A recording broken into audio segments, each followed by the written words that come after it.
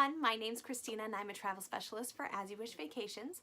While I book many vacation destinations, I specialize in the Disney products, and this video series is focusing on Disney Cruise Line specifically. So today we're talking about the steps to planning a cruise vacation. So we talked a few weeks ago about the difference between Walt Disney World and Disney Cruise Line, and one of the things we talked about was that planning was different. So planning is relatively easy. Most of it goes into before you book. So there's a lot of decisions to make before you book, and then after you book it's pretty easy. There's not a whole lot to do. So waiting can definitely be one of the hardest parts. One of the things I love about planning Disney World is that there's so much to do to get you excited for your vacation. Not that you're not excited for your cruise, there's just not as much leading. You don't have to do something at the 180-day mark, the 90-day mark, at the 60-day mark, at the 30-day mark. It's just all basically done when you decide to go. So there are definitely some things you want to think about before you book your cruise. You want to decide when you want to go. Once you decide when you want to go, that kind of narrows things down. What's important to understand when you're talking about cruising is that you need to decide either when or where. So say you want to go to the Mediterranean. Well, Mediterranean cruises usually only run in the summer. So then you're going in the summer. Or if you want to do Alaska, same thing. Alaska's only in the summer. But if you want to do the Caribbean, you can do it any time of the year.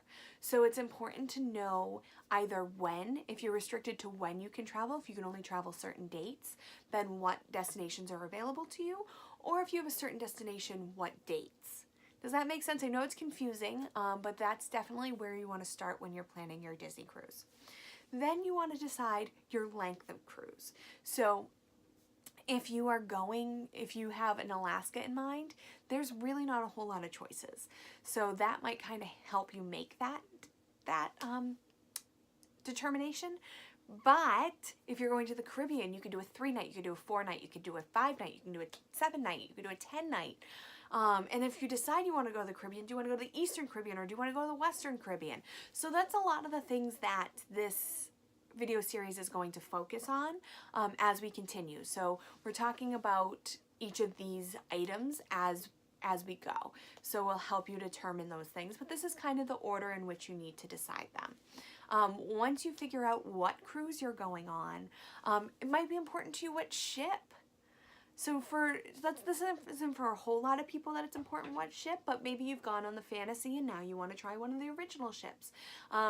They really only sail to the Wonder really only does Alaska and the Caribbean. So you're not going to the Med if you want to be on the Wonder. So that might not be a huge decision. I would definitely decide when and or where first, and then the cruise ship, and then your length of cruise or whatever, length of cruise and then cruise ship. Which all depends on what's important to you. So it's so hard to generalize these things. Let's have a conversation. I love to get to know my clients. I love to understand the way you travel, your travel dreams, and we can make them come true, hopefully. And then let's keep going.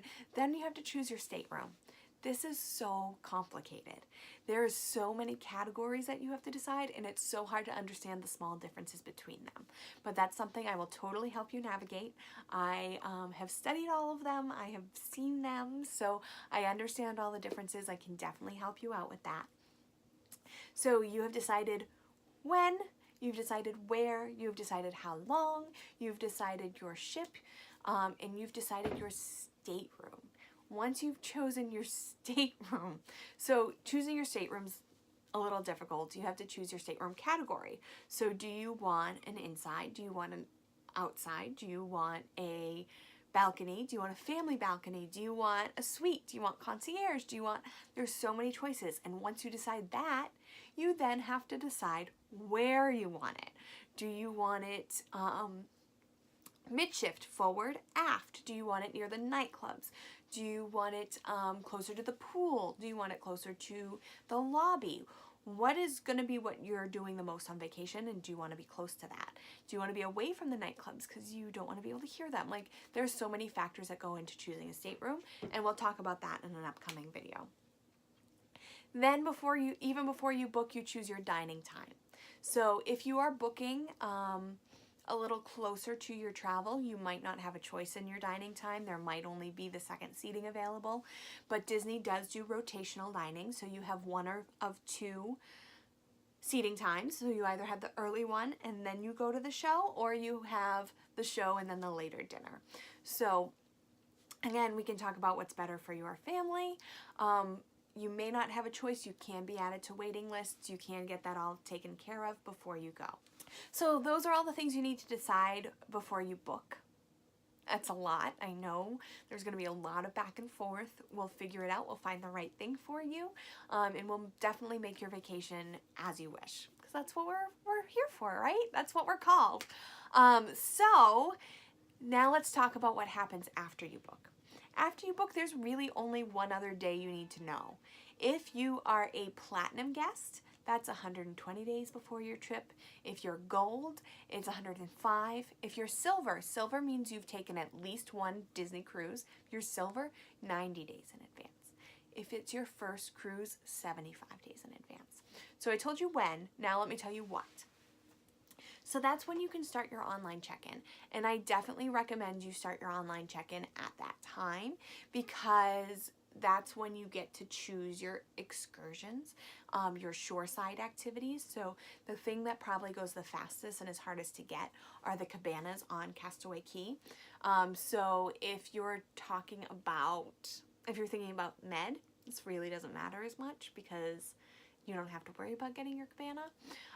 But you do want to think about setting up your onboard account, getting your kids registered for the kids clubs. These are all things you can do when you get on the ship, but just to get them done, it leaves you less things to do on your first day, less running around.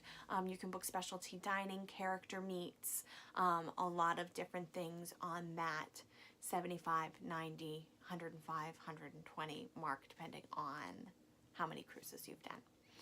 And then beyond that, that's it. You hit that 70-day mark and then you just wait for your cruise. So think about packing. Learn a little bit about the destinations you're going to. Learn a little bit of the local language, maybe. And then once you get on the ship, you'll get a navigator. The navigator will kind of tell you what are the onboard activities for your cruise. I recommend having multiple colored highlighters and kind of going through with each member of your family and in a different color and highlighting what you want to do so that you don't miss anything.